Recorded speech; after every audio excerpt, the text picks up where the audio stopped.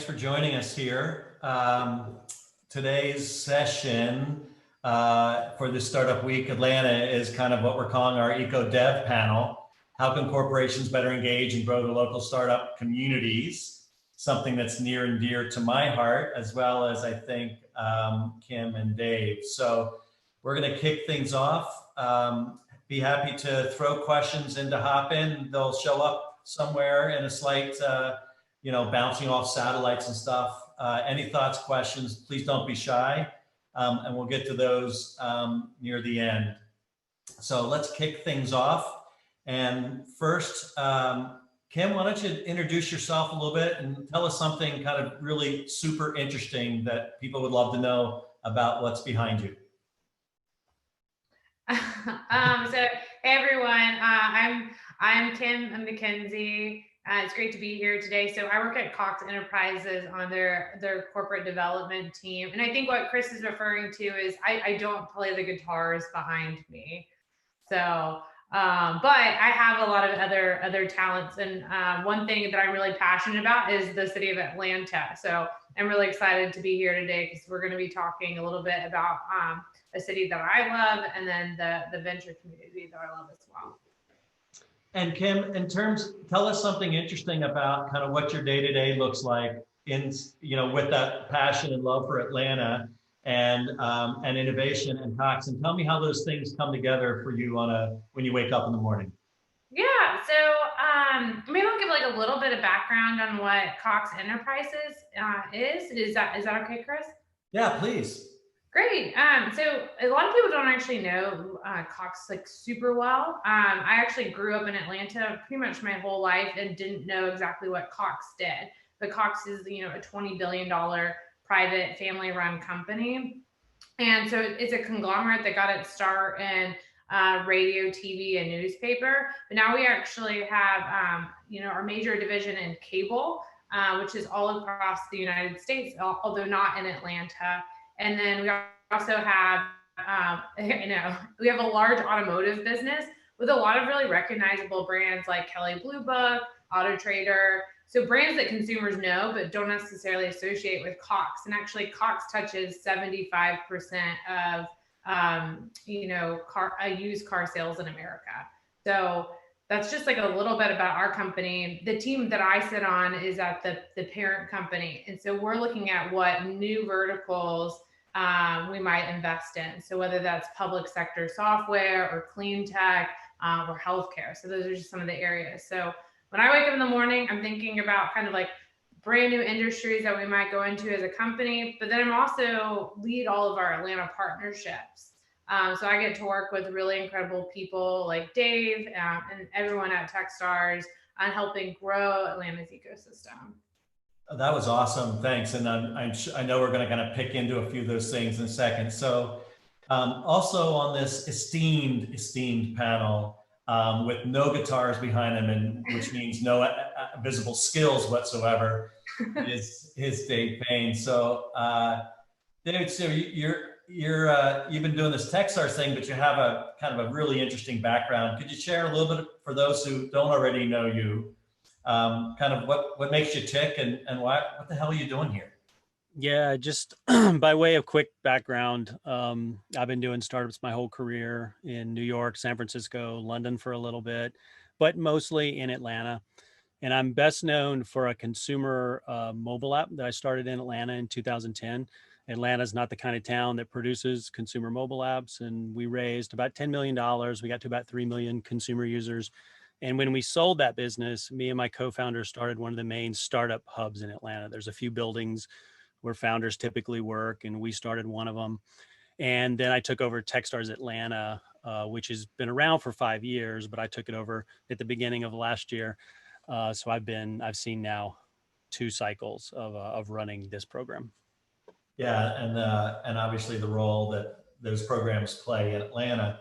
I think maybe an interesting there's lots of places for us to do a deep dive, but I'd love to ask both of you, what do you think community means today in this COVID world, and how has it changed how you're viewing things? And I just think it's a great place to start because I think everything we're going to talk about after this has to have that as some of the lens. So what does that mean to you? And Kim, why don't you lead us off? Yeah, I think I don't know. I think that just the landscape that we're seeing right now shows just how important community is more than ever. I think it's come to look differently in some ways. It's expanded, and I think when you even think about kind of ecosystems, some of the virtual natures has made it so that like accessing some of that community is easier in some ways, and then also harder in some ways. So I think we're trying to like recalibrate how we do community, but I think that there's a heightened sense of importance, whether that is in venture, at work, and personal life. So I definitely think that there's a more awareness around that. Yeah, when you think about community, and in regards to your role at Cox, like what does that meant? Like why is Techstars here? Why is Cox interested in kind of what is that underlying core that drives you guys to say we need to set up and hire smart people like Kim to help us do this stuff? Yeah, I'm happy to talk about that. I think honestly, like why Cox is involved goes back to the founding of our company. So we were actually founded not in Atlanta, but in Dayton, Ohio, by Governor Cox.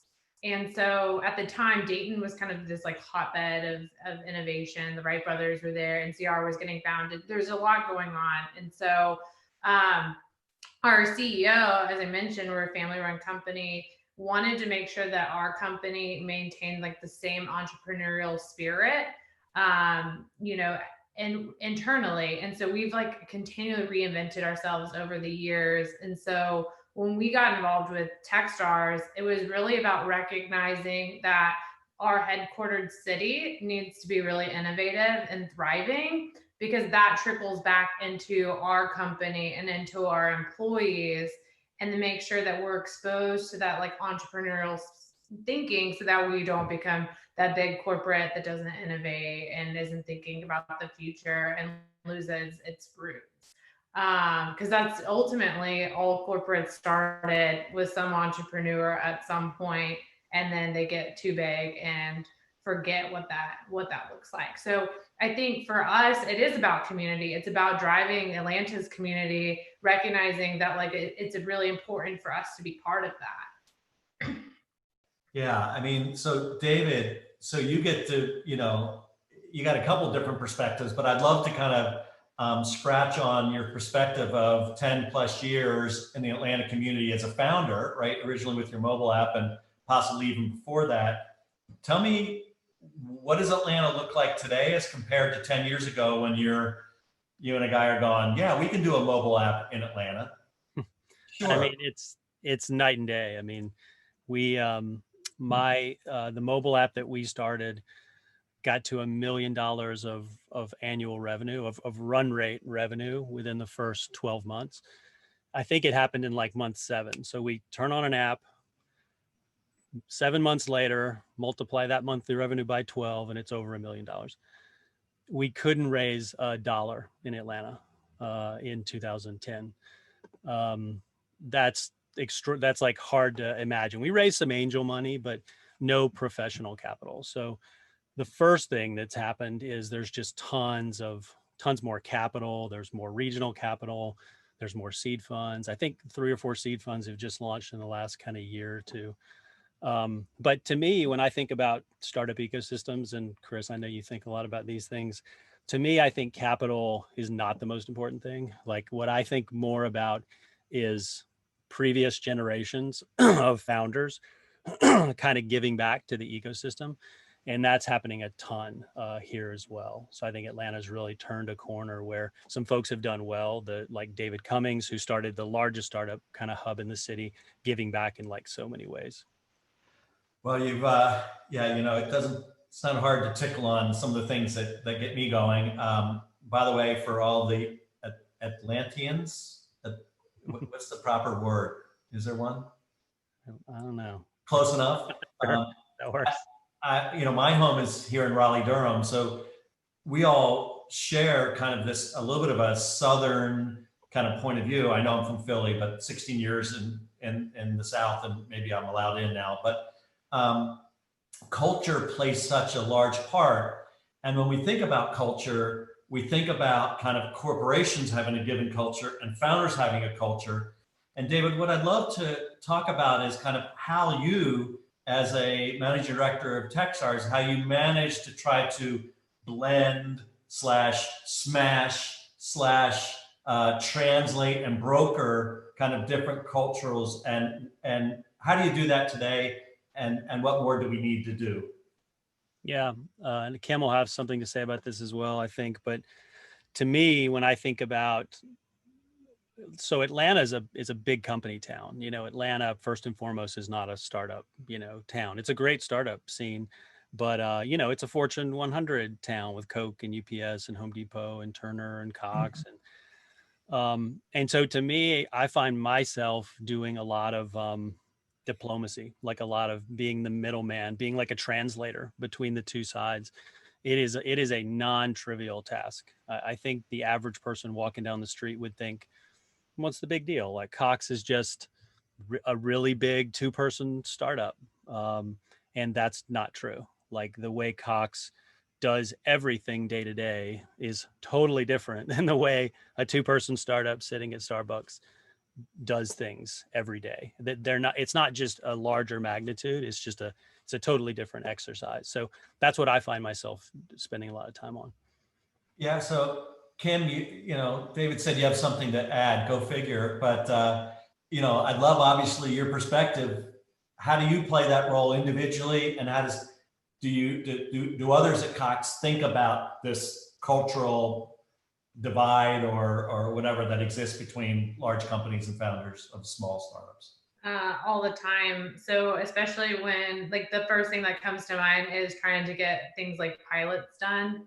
And because there's clearly differences there. So having to educate internal, champions within the organization around those differences is really important up front. And so we do the best that we can to try to kind of break down the walls and get people in and kind of create understanding, but it can be really challenging. People at, in large corporates, a lot of times have worked their whole careers there. So they have no concept of the 2 people in a coffee shop. And while that they might have a lot of value to bring, there can be, there's a million questions about security and all, everyone's seen those forms. So, oh, sorry, Chris, you're going to ask a question? Always. Expand on that a little bit, Kim. What do you think are some of the things that you guys have learned and done well over the last few years? And then maybe what are 1 or 2 things that you still need to work on, or you always need to work on? And I'm interested in having you share that with maybe other corporations that have not been as involved in the Atlanta startup scene, but should. Yeah, I know one thing that I feel like we've done well is we have been able to find people within the organization who can really champion companies. And I think that is really critical. They need to be someone who's close to the solution that's being solved so that they can really talk to the importance of an internal champion in Cox who kind of grabs that opportunity and says, they're the person who owns the data. That's like, they have to be the organization that gets this data and is able to input it into their platform. Like, that is critical to getting things done. I think we've gotten really good at finding the right people within the organization. On the flip side, I think, and this is, we're a conglomerate, other companies just have multiple international business units. They don't necessarily have the same processes.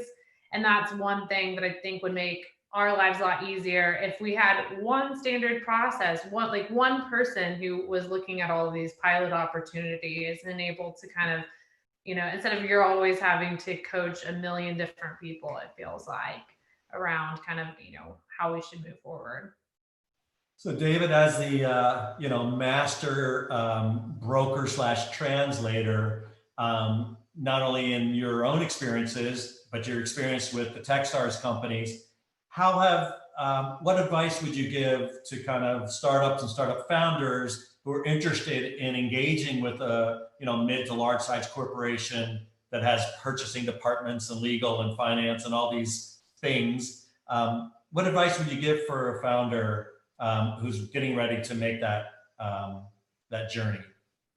Yeah, I think it's easy to hear folks like Kim talk and kind of say the corporations need to, do things differently, step in line. But the founders have just as many incorrect notions as well, because, just like there's folks that have worked at Cox their whole careers, some of these founders are 2 years out of college. They've never worked anywhere, and they're sitting in the coffee shop, and they just don't understand. And they get some good connections with the corporates, and then they think, wow, this thing could be worth $1 million a year in revenue for us, and it's probably going to happen in 3 weeks. So there's a lot of expectations management sort of around processes and timelines, and with those folks as well. Yeah. There really are like two different brains, two different worlds, two different planets, right? Languages and things. And obviously there's not one wrong, one right. It's just, like you said, there's a translation almost that has to do it, but it's incumbent upon both parties to kind of remember. I think Steve Blank is the one who said that startups are not smaller versions of large companies, right? Yes. What was your mobile app company called, David? Scout Mob. The Scout Mob. I mean, how many people were in your purchasing department? No purchasing department. What? What do you mean? I thought every company had a purchasing department. So for all our listeners out there, remember that feel free to throw a question in. A couple of already come in, but let's grab a whole bunch more questions before I kind of throw it off to these guys.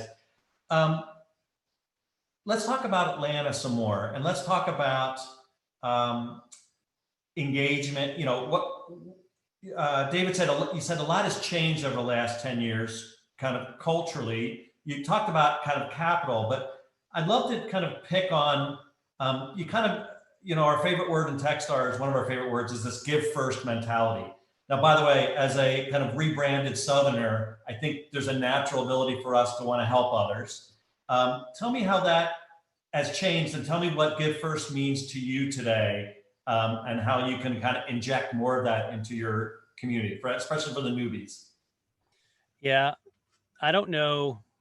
Tell me if I'm not answering your question exactly correctly. I can answer it in a lot of different ways, but with startup ecosystems, I'm a pretty big believer in fragmentation. And I know that sounds strange, but I think when startup markets are smaller and they're newer, like a Birmingham or a Chattanooga, I think folks kind of clump up around individual hubs and individual efforts. But I think when startup towns like Atlanta start to turn the corner, I think there's way more fragmentation. There's way more founders that are going to previously successful founders that are going to do their own thing, and they kind of go off in their own kind of different directions. And when I talked about earlier that capital was important, but what's more important is this previous generation spending time with the founders. And this is for those who know the history of Techstars, and for those who have read startup communities, like this is kind of the core DNA of Techstars. But so to me, when I think about Atlanta and I think about Give First, I think about, that's right. Yeah. I mean, startup communities, I read it 5 years before I joined Techstars. It's just such a good book.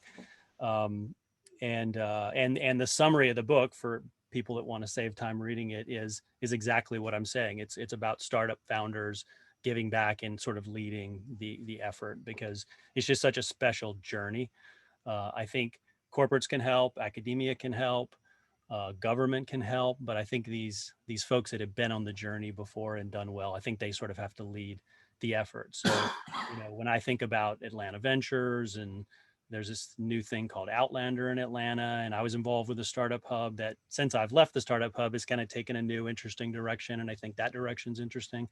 I just think all these efforts are just incredibly helpful, and then all these folks leading these efforts. You've got startup founders worth $100 million sitting at Starbucks with a 22-year-old kid, saying you should do this, you should do that. This would be what the advice I would give you. It's extraordinary. Yeah, one of the notions, I lead our ecosystem development team here at Techstars, and one of the things that one of the notions we come upon is that success in terms of building your startup community is through 1,000 nudges, right? And that a lot of times government, corporations, large organizations want to kind of super organize and super structure and create hierarchy, when actually you need to do the opposite. And every one of those little coffee shop meetings is a nudge, right?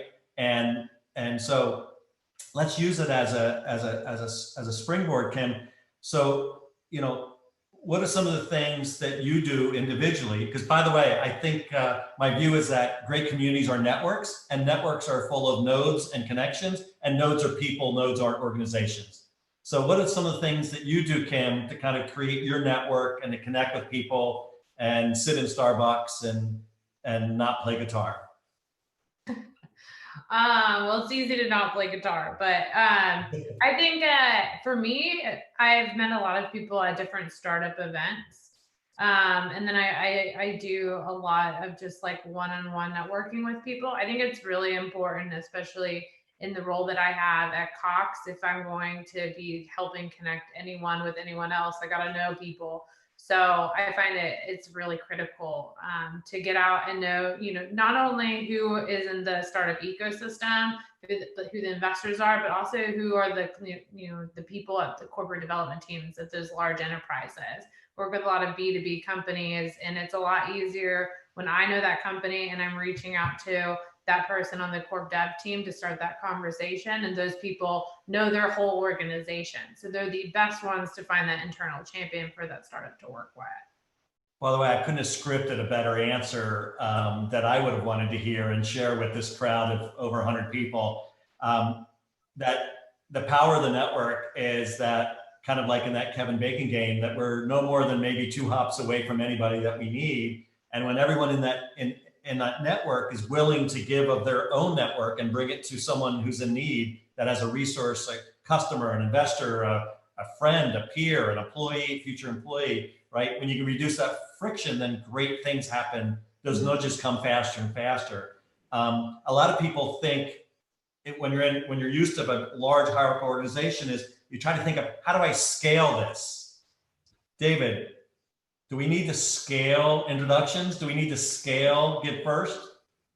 I mean, it is not scalable. And when I say that, Chris, you may disagree and you spend more time thinking about it, but it's just tough. Like, it's tough to, if you listen to podcasts where West Coast VCs are talking, like a partner at Benchmark Capital, what that partner will say is, this is an unscalable business. We have 8 partners and they have a certain amount of time every day. And I'm making that up. I don't know if they have 8 partners, but we have a small number of partners.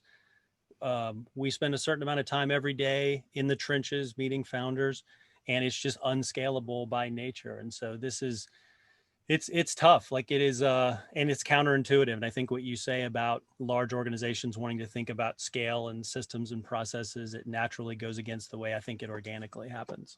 Yeah. Kim's nodding her head, and you said it well. It's not scalable, and let's not try to scale it, because all you have to do is do what Kim just mentioned individually, is just listen, make sure that some parts of every day or every week you're meeting with people. You keep that open, right? Which gets into the whole kind of proactive diversity and things, and making sure, and then just make connections. Actually, when you ask someone, is there anything I can do for you? Then do it, right? And, 30 minutes, an hour a day of connecting with people, making a few introductions. And it's amazing when you get 10, 25, 50 people doing that this network then becomes super connected, and the heck with Kevin Bacon. Let me kind of bring back to those, this panel's about corporate engagement. We're talking about kind of fundamental networks. Kim, what advice would you have for somebody? And by the way, you talked about, Coca-Cola and Cox and Home Depot are super, super large companies, but any reason why we have to restrict it to multi-billion-dollar, entities, or is there room for other large corporations in the startup ecosystem in Atlanta? Totally. Yeah, the answer is duh, right? But how would you advise somebody that's listening, that's in some executive or corp dev role, and says, listen, I want to build a better connection with the startup community? What 2 or 3 things advice would you have for them? I mean, I think there's a number of ways. I think first is getting to know the players. It's all about that network and being part of the community. So I think it kind of depends, what organization is where they might want to start there. But it's just building up those relationships. There's a lot of events. It's a weirder time now because everything's online. But there's still plenty of online events. But just setting up one-on-one coffees, it feels awkward at first, but we're all getting used to it. So, doing Zoom coffees, but just start meeting people and the ecosystem, I think is the easiest way. And then depending on like where they're wanting to be plugged in, I mean, are they wanting to like work directly with startups? I mean, there's so many different ways to engage. So it really depends about like what their goals are. Yeah, and there's room for everyone, right? 100%. The idea of a network isn't bound or confined by any one thing. So, maybe afterwards, I assume that both of you would be happy to take a cold email or a cold reach out, or better yet, getting a warm introduction into you. If you wanted to meet and share your startup idea or share what role that you wanted to play in putting something together on behalf of the community. Yeah, go ahead, sorry, Cam. Oh, all I was gonna say is just like, like as Cox, like as a company, like we're not looking to be like the corporate that works with startups. Like we want all corporates, large, small, medium, to be like working alongside us. And like our goal was when we got involved back in 2015 was really about trying to help corporate engagement. So we were like, we can't say we wish corporates were more involved in the ecosystem if we're not willing to step up and then try to do that well ourselves. And so now we try to like work with other corporates and try to help them build out their kind of muscles as well. Yeah, one quick thing I'll kind of add to this topic that just occurred to me when Kim was answering is I think folks that haven't spent their time in startups, like most of their career in startups, or they haven't spent any time in startups, I think one of the first things you notice as you start kind of getting involved is a lot of the world is kind of a zero-sum sort of game. So if I go to McDonald's for lunch today and I buy a Coke, I didn't buy a Pepsi. And so that's just how that world kind of works.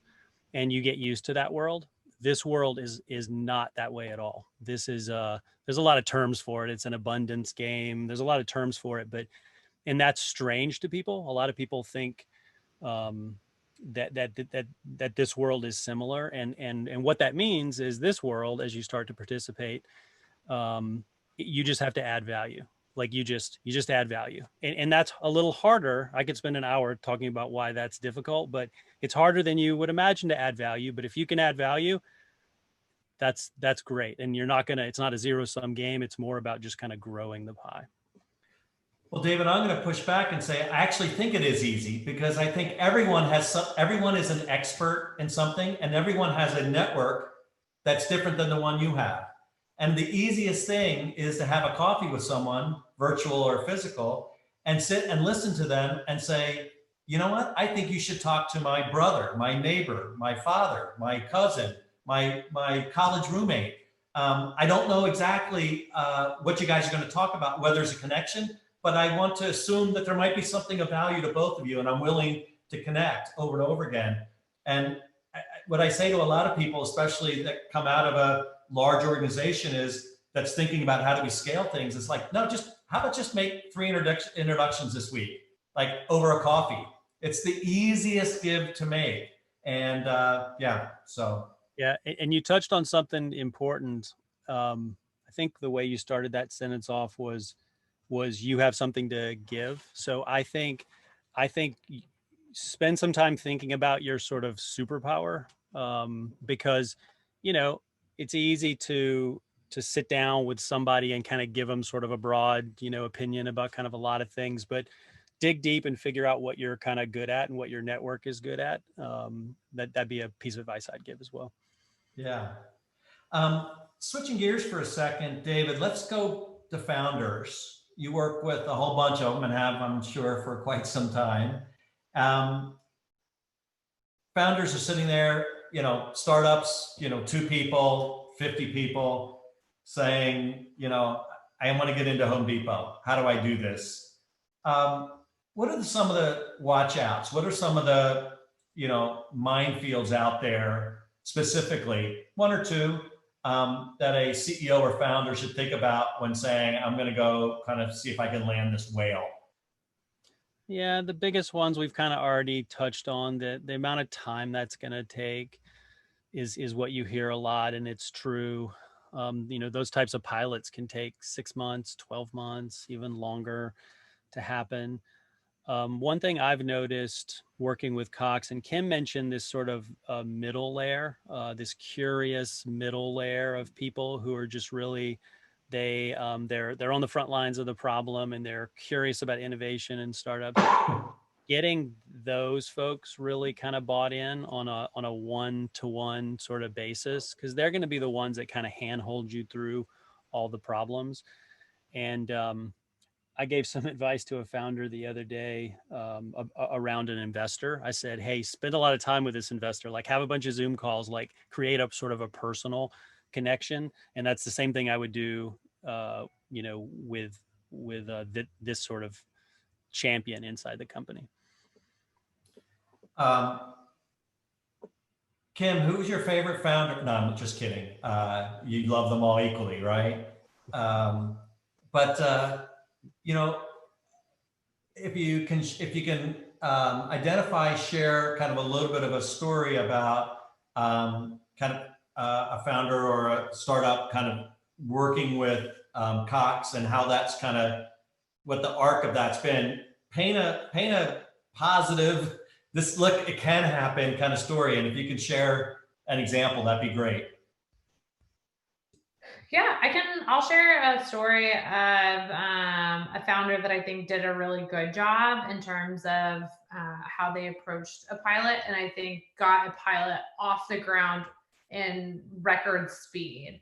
I'll kind of walk through the things I thought they did really well. So first, they were one of our Techstars companies, and so the founder was regularly keeping me and the other people I work with up to speed on their work within Cox. One reason that's really helpful, if you have an introduction from someone into an organization, keeping them in the loop can help them to actually move things along. And a lot of startups don't do that. And so that can actually not work in their favor, because that person's then trying to play catch up to figure out, like, where does it stand? Secondly, they did a really good job of finding what, like Dave was talking about, that middle layer, the person who really understood the problem, who's really able to champion them. And they did a really good job continually building the relationship with that person. So they were meeting with that person regularly, having like constant communication, not in an annoying way, but in a like very, like methodical way of being like, oh, like they said they would follow up at this point, and like making sure that it kept progressing. Additionally, when they went into initial meetings, they asked for advice around who are the people in the room. So many times people go into meetings and they go into pitch when they're already sold. They want to like learn more about like the specifics of the product, or they go in like too deep when they're really like supposed to be pitching. And so you really need to understand who the audience is. So I think they did a really good job of understanding who the audiences were before they went into the room. So they made sure in each meeting they were at the right level of detail. And so that makes it move a lot faster, so you don't waste a meeting. And then ultimately, I think they were pretty, in terms of negotiating, I mean, on the final contract, not going overboard with some like the terms, because sometimes corporates have some more like unusual terms and stuff in there, and sometimes it's just like, just move forward with it. Yeah. So I think, and so that was a pilot that I saw get done in like 6 weeks, in Cox, from like probably first initial meeting to like first signed contract. So I feel like that's like actually like it was a really good story. And I felt like the founder did a really good job in terms of just communication and finding the right person and how they champion that. Well, I love that you jumped on the relationship, because I usually talk about fundraising as just a set of building relationships. And I typically say it's not unlike a relationship you have with a spouse or significant other, that how many of you met your spouse and got married on the same day? And it rarely happens. I'm sure we can find someone. Turns out you have to build a relationship built on trust and finding out that you have similar interests and that similar priorities. And it's not a light switch you just turn on. You got to build it over time. And with corporate and pilots and such. David, what haven't we talked about that you think this audience would love to hear? I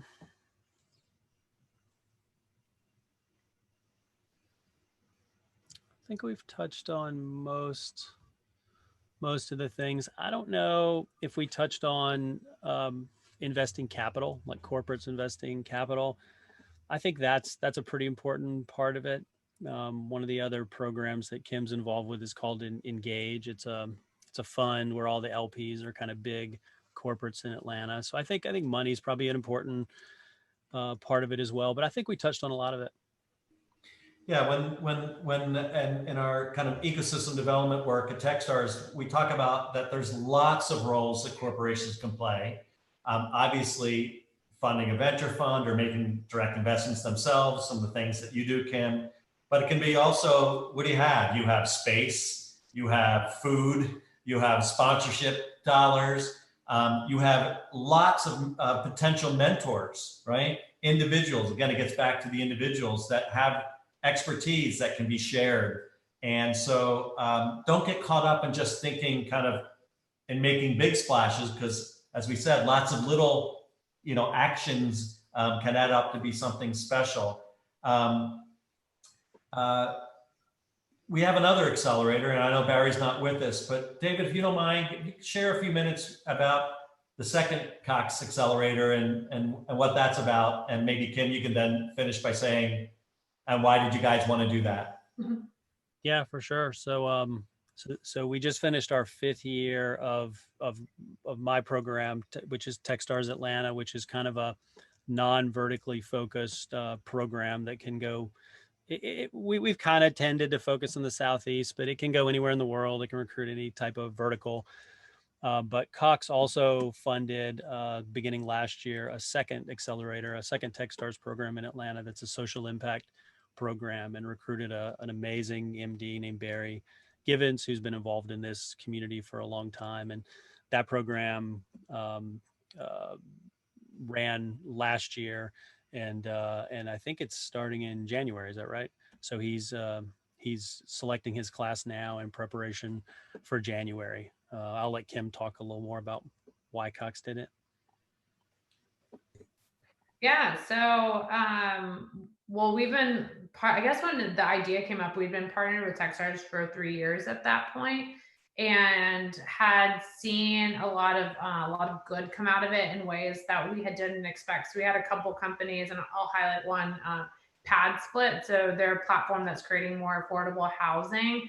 And so we saw how we had this investment in this company, but it also was having really strong impacts on the community. And so part of kind of our overall corporate social responsibility strategy is not just focused on philanthropy, but actually recognizing that business drives and creates change in community. And so the CSR team, corporate social responsibility team, and the Corp Dev team got together and decided to create a second accelerator based upon impact. And so we really wanted to make sure that, we were investing in companies that would be able to change the landscape of our communities. And Cox has always been really community focused, and a big part of Techstars Atlanta is about the community of Atlanta, and strengthening the ecosystem here and exposing startups to Atlanta and what Atlanta has to offer. The Impact One is more focused on companies that are creating community impact or are creating environmental impact.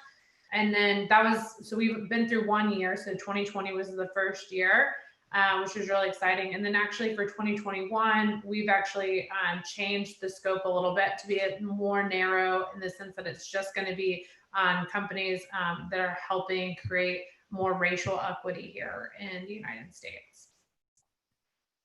Yeah, certainly a current topic. what's interesting, I think, if I could kind of summarize some of the things you guys talked about, is that there's lots of different ways that corporations can engage. The key is to get engaged, not just as a corporation, but as individuals. And as individuals, there's lots of different ways to engage. And David, what I heard is that if you're a startup and you're or a small company and you see an opportunity to maybe work with a larger corporation, that you should kind of talk to lots of people. You should understand how they work. You should set realistic expectations that these aren't overnight deals, and that you should use your network to engage and to connect in with people in these corporations. It sounds like what's happening is the arc of all these programs with Techstars and Cox is really helping to kind of shift kind of where the Atlanta startup community is today. It's 2020, so both of you are much, much younger than me and have a long, long future ahead. You know, what do you hope to see in 2025? What is happening in Atlanta in terms of the community, in terms of corporate engagement that we'd like to finish on? What's your dream? Kim, you want to kick it off, or you want me to? Dave, you got it. You can go first. I want to hear your dreams first. I mean, I said I liked fragmentation.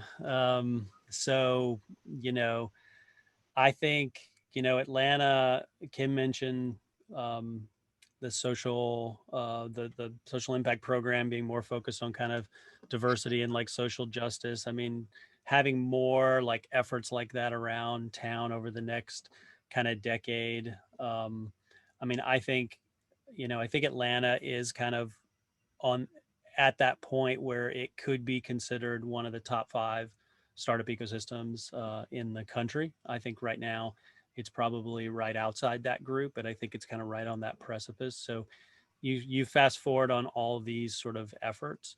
And I know this isn't what you just asked, but something that I think a lot about when I think about Techstars is I was a mentor for the first 3 years of the program.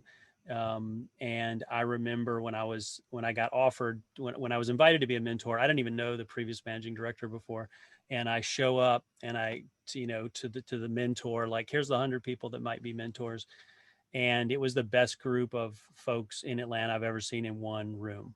So that brand name of Techstars and the big city of Atlanta and the successes it's had over the years, Techstars was able to kind of pull that together, including people like me. And there's lots of efforts like that going on across Atlanta. So I think all that is just gonna be a great thing over the next decade. Continue. No. Anything you want to add to that, Kim? No, I mean, I think my biggest thing is I want to see us, and I think it's already happening, be seen as more like a venture hub. And so just seeing that grow and strengthen. And like I mentioned before, you started talking about community, and I mentioned that community is becoming a lot wider in some ways that are beneficial. And I think that in some ways, kind of the virtual nature is going to give Atlanta and other cities like greater kind of access to compete with kind of the Silicon Valleys of the world. There's a lot of things that Atlanta has to offer. And so I'm excited to kind of like see that grow more and more over the next 5 years. And ultimately too, I think we have so much here. I could talk about it all day with the universities and just all the different enterprises. So I do think one thing is I want to see Atlanta be known for like being one of the more inclusive ecosystems, one that works well with its university partners. And then, you know, also that these big corporates, that Cox is not the corporate involved, but in 5 years that we're known for being a city where large enterprises understand how to work with startups.